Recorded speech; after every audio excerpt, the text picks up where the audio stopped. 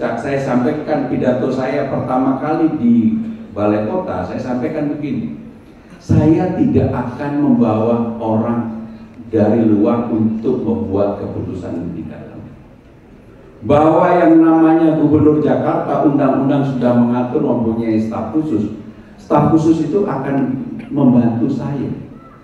Tetapi keputusannya sepenuhnya saya gunakan ASN yang ada di Balai Kota. ASN yang sekarang bekerja dengan sama. Wabarakatuh, salam sejahtera bagi kita semua. Berburu tajil, hidup mutia. Karena ada Maya, saya mutia. Bersama teman baik Transjakarta. Apa kabar Kadin DKI Jakarta? Mas Anindya Bakri, saya ini sahabat bapaknya. Tumbuhnya Mas Anin. Dari yang belum nakal sampai nakal dan nggak nakal.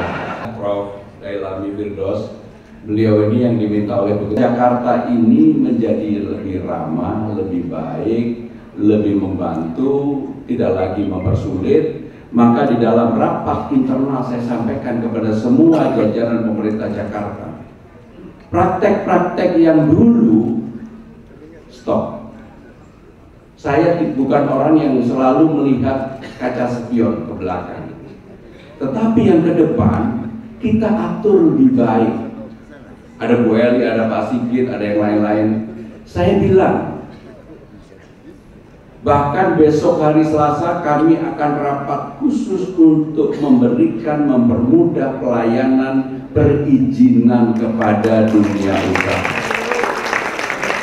Jadi kalau ada teman-teman Kadin yang masih dipersulit di Jakarta, monggo kontak saya langsung. Monggo kontak saya langsung. Karena yang seperti ini tidak akan menghasilkan sesuatu yang baik bagi Jakarta. Jakarta ini sekarang peringkat nomor 74 dari 156 kota global dunia. Nomor 1 New York, nomor 7 Singapura, nomor 42 Bangkok, Kuala Lumpur nomor 70, Manila nomor 72, Jakarta nomor 74, kita hanya di atasnya Hanoi. Artinya apa? Ada sesuatu yang tidak baik di Jakarta ini. Padahal dari segi penduduk, dari segi size, dari segi volume bisnis, Jakarta lebih besar dari semuanya. Pasti ada sesuatu question mark yang besar. Kenapa itu terjadi?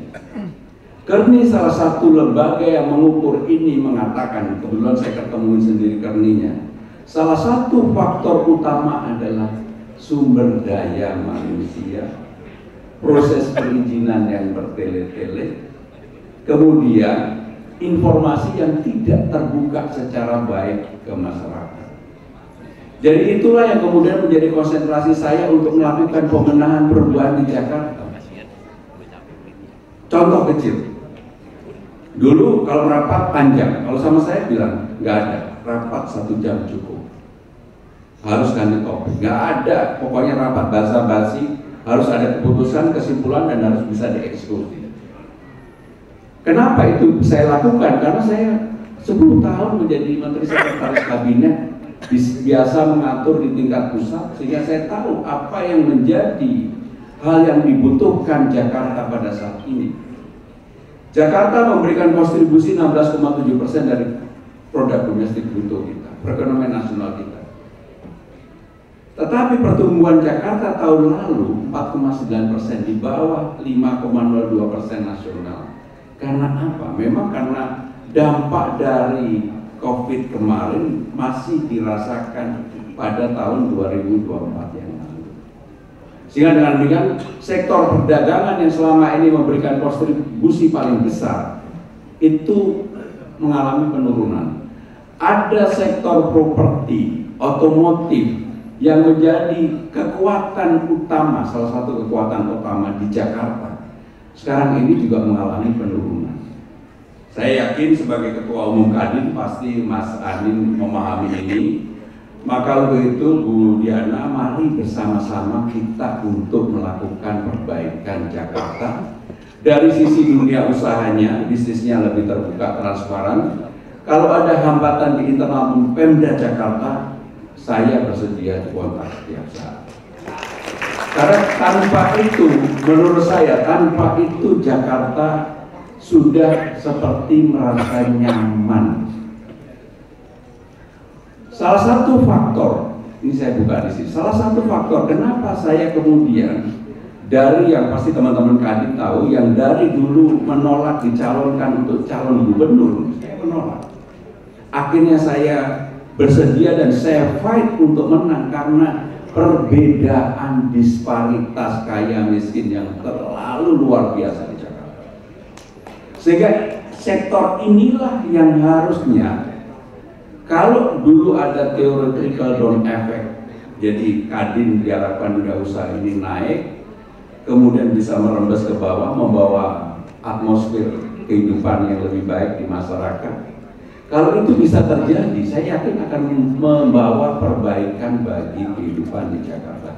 Maka untuk itu, Jakarta mau maju kalau dunia usahanya sehat, transparan, dan dikelola secara baik oleh orang-orang yang memang berikhtikat untuk membangun Jakarta.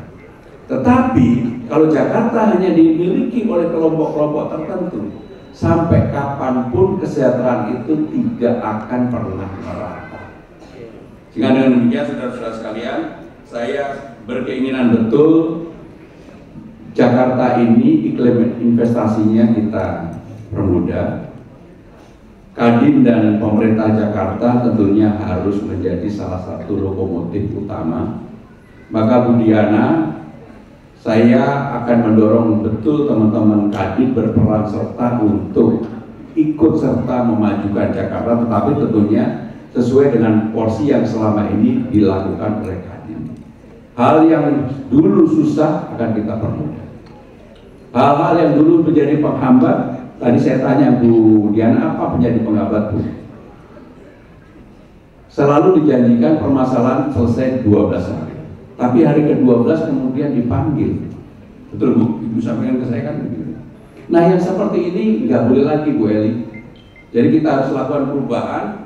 Siapapun yang masih melakukan itu artinya tidak ingin membawa kebaikan bagi Jakarta. Ya udah, kalau memang itu pejabatnya ya kita pindah dan sebagainya. Sebab tanpa itu nggak mungkin lah Jakarta akan mengalami perbaikan. Dan saya bersyukur, Pak Ani, sejak saya sampaikan pidato saya pertama kali di Balai Kota, saya sampaikan begini. Saya tidak akan membawa orang dari luar untuk membuat keputusan di dalam. Bahwa yang namanya Gubernur Jakarta, undang-undang sudah mengatur mempunyai staf khusus. Staf khusus itu akan membantu saya. Tetapi keputusannya sepenuhnya saya gunakan ASN yang ada di Balai Kota. ASN yang sekarang bekerja dengan sama.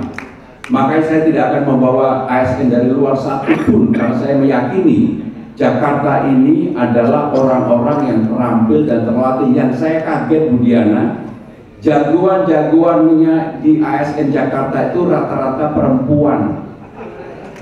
Benar, rata-rata perempuan. Ada Bu Eli, ada Bu Dewi, tadi ada mana? Bu Dewi ada Bu Tika, ada Bu Lucy, Bu Ratu. Pertama dengan mengucapkan alhamdulillah. Terima kasih. Wassalamualaikum.